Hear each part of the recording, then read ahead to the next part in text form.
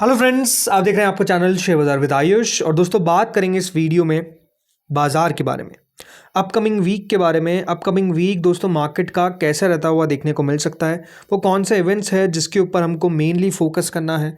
Plus ये भी जानेंगे दोस्तों कि क्यों जुलाई का जो महीना है वो अपने आप में एक one of the best month रहता है फॉर द मार्केट्स। क्यों ऐसा होता है, सब कुछ आपको इस वीडियो में पता चलेगा। तो वीडियो दोस्तों आप लोग देखिएगा पूरा, लेकिन उससे पहले अभी तक अगर आपने चैनल को सब्सक्राइब नहीं किया है और पहली बार विजिट किया है तो सबसे पहले आप लोग ज़रूर चैनल को सब्सक्राइब कर लीजिएगा। पहले अगर दोस्तों पिछले हफ्ते की बात करते हैं तो पिछले हफ्ते आपने क्या देखा, निफ्टी में दोस्तों लगभग हमने तेज़ी देखी 0.86% की। बड़ी बात ये थी कि 24,000 के लेवल को दोस्तों निफ्टी ने रीगेन किया, उसको मेंटेन रखा, ऐसा नहीं कि उसको तोड़ दिया। प्लस 206 अंक आपको निफ्टी बढ़ता हुआ देखने को मिला है। वहीं अगर मैं बात करता हूँ बैंक निफ्टी की, तो सिचुएशन यहाँ पर अगर आप देखते हैं तो किस प्रकार की है। फ्राइडे को तो हमने ज़रूर गिरावट देखी है, लेकिन अगर पिछले 5 दिनों में देखेंगे तो लगभग 0.17% गिरा है। मतलब मोटा मोटी जितना पहले था उतना ही आपको सेम देखने को मिला। कोई बहुत बड़ा चेंज जो है वो हमको आता हुआ नजर नहीं आया। तो बैंक निफ्टी और निफ्टी की परफॉर्मेंस कुछ इस प्रकार से रहती हुई देखने को मिली। यानी हम ये कह सकते हैं कि जो लास्ट वीक था वो न्यूट्रल टू पॉजिटिव था, मतलब जैसा पहले था वैसा, एंड टू थोड़ा बहुत पॉजिटिव आप कह सकते हैं हमको रहता हुआ देखने को मिला है। अब सबसे पहले दोस्तों ये बात ध्यान रखिए, अगले हफ्ते क्या 5 दिन मार्केट ट्रेड करेंगे? तो जी हाँ, अगले दिन 5 दिन, मतलब मार्केट अगले हफ्ते 5 दिन ट्रेड करने वाले हैं। कोई भी याद रखिएगा हॉलीडे नहीं है in the month of July. तो जुलाई में भी कोई हॉलीडे नहीं है, प्लस अगस्त में भी कोई हॉलीडे नहीं है। सीधा दोस्तों याद रखिएगा जो नेक्स्ट हॉलीडे है वो 14 सितंबर को, which is on Monday. Ganesh Chaturthi जब आपको आती हुई नजर आएगी तब जाकर बाजार बंद होगा। यानी अभी तो 5 दिन मार्केट ट्रेड करने वाला है, ठीक है। अब जैसा मैंने दोस्तों आपको अभी कहा था कि जुलाई का महीना हमेशा आप देखिए मार्केट्स के लिए बहुत अच्छा रहता है। अब ऐसा क्यों, ये डेटा बताता है। जुलाई में हिस्टोरिकली देखा गया है कि निफ्टी 50 18 टाइम्स बढ़ता हुआ देखने को मिला है आउट ऑफ द 25 ईयर्स। मतलब पिछले 25 सालों में आप सोचिए कि 25 सालों में 18 बार जो है निफ्टी आपको बढ़ता हुआ देखने को मिला है। सिर्फ 7 बार ही ऐसा हुआ है जब दोस्तों निफ्टी में गिरावट देखने को मिली है, यानी मार्केट्स में गिरावट देखने को मिली है। 72% सक्सेस रेट है और जो एवरेज रिटर्न बना है इस पूरे महीने के अंदर वो लगभग 2.19% है।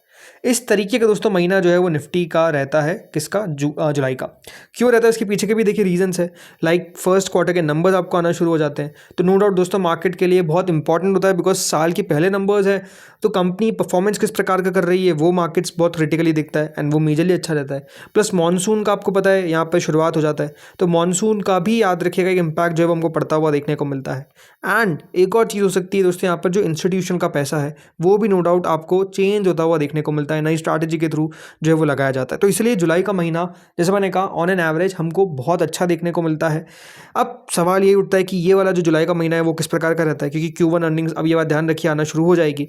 अब इसके ऊपर हम और बात करेंगे, लेकिन सबसे पहले अब आते हैं थोड़ा सा ग्लोबली चर्चा करते हैं कि वो कौन सा इवेंट है जिसके ऊपर हमको फोकस करना है। तो पहला इवेंट तो दोस्तों आपको पता ही है ईरान और यूएस का ही है। अब एक बात ध्यान रखिएगा कि यहाँ पर ईरान के अंदर जो खामेनी है जिनकी डेथ हुई थी उनका फ्यूनरल चल रहा है, राइट। तो बिल्कुल आप सोचेंगे इतना समय बाद, तो बिल्कुल इतने समय बाद यहाँ पर फ्यूनरल चलता हुआ देखने को मिल रहा है। और वहाँ पर क्योंकि उनका फ्यूनरल चल रहा है तो बहुत ज़्यादा भीड़ आती हुई देखने को मिल रही है। तो इस पर ट्रंप ने क्या कहा? ट्रंप ने कहा कि थॉट पीपल हेटेड हिम, मतलब जिस तरीके की भीड़ उनको आती हुई देखने को मिली है वो कह रहे हैं कि मुझे तो ऐसा लगता था कि उनको लोग पसंद नहीं करते, बट जिस तरीके की भीड़ आ रही है ऐसा लगता नहीं है। तो ये दोस्तों डोनाल्ड ट्रंप की तरफ से अगर आप सोचे कहा गया है।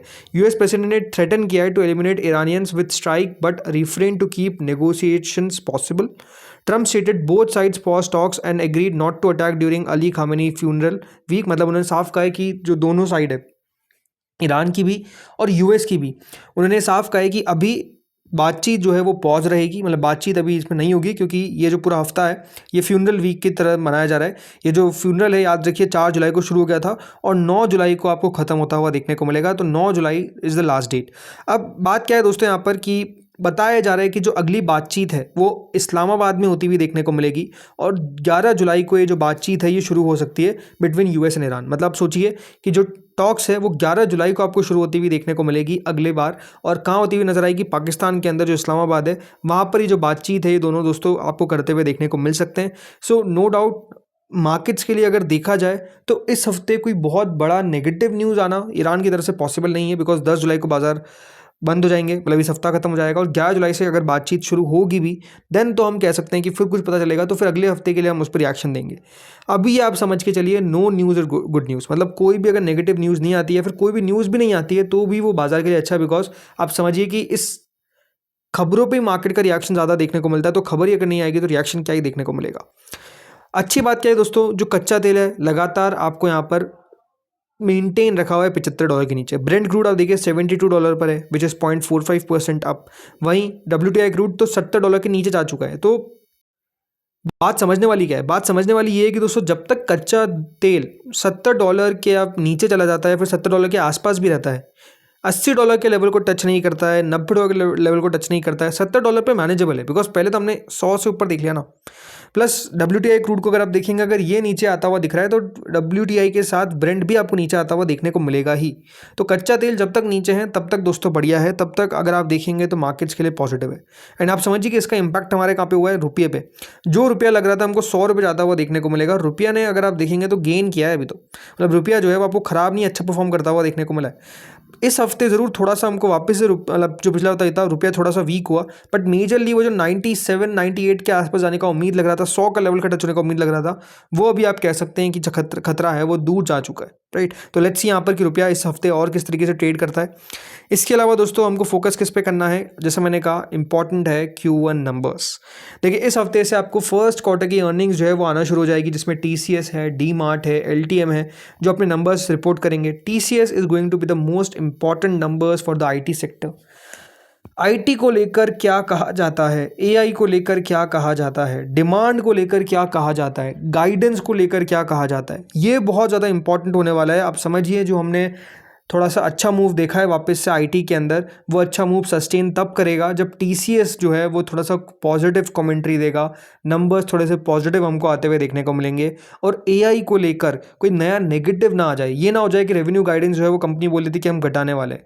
अगर ये सारी चीज़ें हुई तो दोस्तों IT फिर आपको धड़ाम करता हुआ देखने को मिलेगा। तो IT नो डाउट यहाँ पर आप मान के चलिए कि एक ट्रिकी ट्रेड है। मतलब ट्रिकी क्या हो सकता है दोस्तों, यहाँ पर बहुत नेगेटिव नंबर्स आ जाए, हो सकता है कि जो अनुमान है उसके आसपास आ जाए, या हो सकता है कि बहुत अच्छा आ जाए। तो किसी को पता नहीं कि होने क्या वाला है, बिकॉज AI को लेकर जिस तरीके से दोस्तों अभी आप, ये अच्छी बात है कि थोड़े से सवाल उठते हुए देखने को मिल रहे हैं। तो क्योंकि हमारे पास AI नहीं है तो हमारी कंपनीज बढ़ती हुई नजर आ रही है। बट वही बात है कि AI का ट्रेड इस तरीके से हुआ है कि थोड़ी दिन गिरावट आती है, फिर वापस से बढ़ जाते हैं, और जब तेज़ी आती है तो जो पिछली गिरावट, पिछला लेवल होता है हाई, उसको भी क्रॉस कर देता है। तो वही सवाल है कि अब दोस्तों AI कितना यूज़फुल है, कितना सस्टेनेबल है। सस्टेनेबल का मतलब ये है, मैं बात कर रहा हूँ इन टर्म्स ऑफ कि कितना रेवेन्यू जनरेट कर सकता है, कितना प्रॉफिट जनरेट कर सकता है, वो एक क्वेश्चन है। देन इसके अलावा दोस्तों हमको फोकस किस पे करना है, FIDI पे। देखो FI की बाइंग आती हुई देखने को मिली है ऑन फ्राइडे, लगभग 1355 करोड़ की बाइंग करी FIs ने, और DIs ने उसमें सामने सेलिंग करी 1953 करोड़ की।